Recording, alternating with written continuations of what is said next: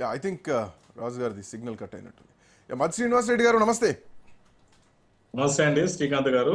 42% రిజర్వేషన్లు ఖచ్చితంగా ఇవ్వాల్సిందే, హక్కుగా ఇవ్వాల్సిందే. లేదంటే ఏదో చిత్తశుద్ధి లేని శివుని పూజలాగా అవుతుంది పార్టీ పరంగా ఇస్తే గనక. సో అట్లాంటి మరక తెచ్చుకుంటుందా? మొత్తానికి కామారెడ్డి డిక్లరేషన్ అనేది పులి మీద స్వారీ చేస్తోంది కాంగ్రెస్ పార్టీ ప్రభుత్వం. ఏం చేయబోతున్నారు, ఎట్లాంటి నిర్ణయాలు ఉండబోతున్నాయి? కోర్టులతోటి కాని విషయం అని చెప్పేసి తేలిపోయింది కాబట్టి పంచాయతీ ఎన్నికలకు పోయారు. సో ఇప్పుడు కూడా మళ్ళీ అదే పరిస్థితి ఎదుర్కోబోతున్నారు.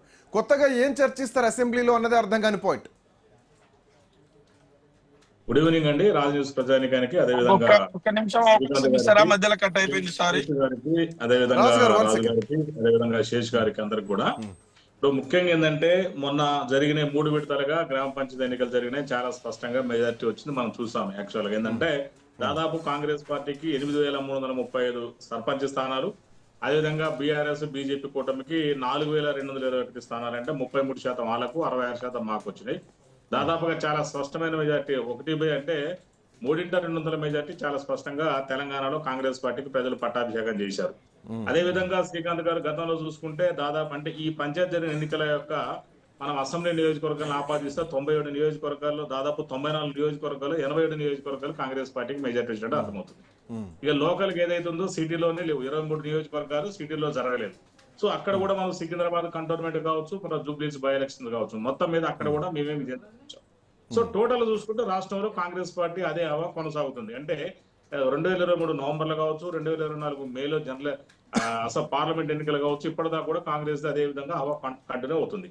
ఇక్కడ జరిగింది ఏంటంటే మన టాపిక్ ఏంటంటే బీసీల కోసం ఏదైతే ఉందో మన కాంగ్రెస్ పార్టీ ఉద్దేశం, దానికి అనుగుణంగానే అఫ్ కోర్స్ ఇవి యాక్చువల్ గా మరి పార్టీ పరంగా జరగకపోయినా కూడా పార్టీ బలపరిచిన అభ్యర్థులు విజయాలు సాధించారు. కాబట్టి దీంట్లో చూసుకుంటూ కూడా దాదాపు 50% అబౌవ్ బీసీలు వచ్చారు. సో మా కాంగ్రెస్ పార్టీ ఏదైతే కలగనదో బీసీల కోసం ఏదైతే మేము ఒక సిద్ధాంతాన్ని తయారు చేసుకుని దాన్ని మేము చాలా దగ్గరగా రీచ్ అయ్యామని చాలా స్పష్టంగా తెలియజేస్తున్నాం. మన జరిగిన ఎన్నికలు చూసుకుంటే 12,702 ఎన్నికల్లో మొత్తం గ్రామ పంచాయతీ ఎన్నికలు జరిగినాయి. దీంట్లో ఏజెన్సీ 2,537 తీసేస్తే మిగతాయి 10,125కి జనరల్ ఎలక్షన్ జరిగినాయి. దీంట్లో మొత్తం మీద బీసీలకు 5,123, అంటే 5 అన్ని చోట్ల బీసీలు గెలిచారు. సో దీన్ని 50% పైన ఉన్నాయి. సో ఇక్కడ ఏదైతే మేము ఇవాళ అనివార్యం చేశాం, ఇవాళ బీఆర్ఎస్ వాళ్ళు కూడా మెడల్ బట్టి వాళ్ళు కూడా బీఆర్ఎస్ వాళ్ళు కూడా బీసీలకు ఇచ్చే కాడికి మేము ఇలా తీసుకొచ్చింది ఏదైతుందో మేము సక్సెస్ అయ్యాం. ఎందుకంటే వాళ్ళు ఈ విధంగా మేము చేయకుండా అయితే రైట్. అంటే మీరు ఎటు తిరిగి ఇప్పుడు గ్రామ పంచాయతీ విషయం మాట్లాడుతున్నారు శ్రీనివాస్ రెడ్డి గారు. గ్రామ పంచాయతీ అయిపోయింది ఆ ఎపిసోడ్.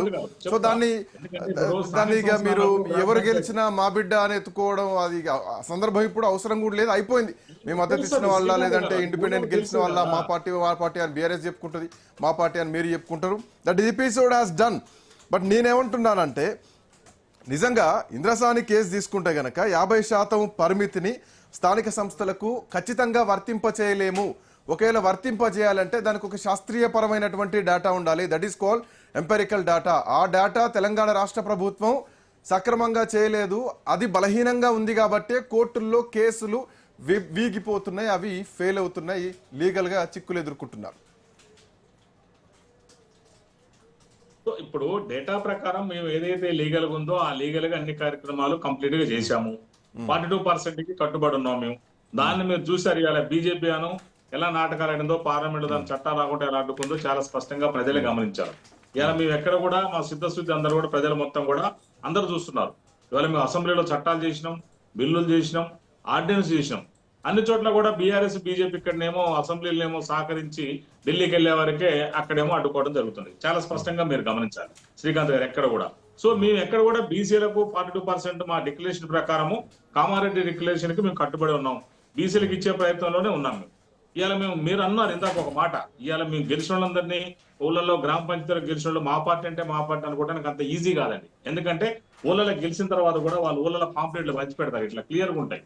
అంత ఈజీగా ఏముండదు ఇక్కడ. వాళ్ళు ఏ పార్టీ బలపరిచింది అనేది, అంటే నేను గ్రామీణం నుంచి వచ్చినా కాబట్టి తెలుసు నాకు క్లియర్ గా. మనం ఈజీగా వాడు మావాడే వీడు మావాడు అనుకోవడానికి అంత ఈజీగా ఏముండదు. ఎందుకంటే క్లియర్ గా ఆ ఊర్లో ఇప్పుడు మా ఊరు ఉందంటే ఏ పార్టీ గెలిచిందో తెలుస్తుంది, జగమెరిగిన సత్యం. అక్కడ విలేకరులు ఉంటారు, అందరు ఉంటారు. సో దాని ప్రకారం మేము చెప్తున్నాం. ఇక్కడ బీఆర్ఎస్ వాళ్ళు ఏంటంటే ఇలా కేటీఆర్ గారు నాయకత్వాన్ని కాపాడుకోవడం కోసం నేను ఎంత గెలిచాను. రైట్. అంటే పొలిటికలైజ్డ్ అట్లా ఉంది. I can understand. Seshu sir, good evening. Srikanth.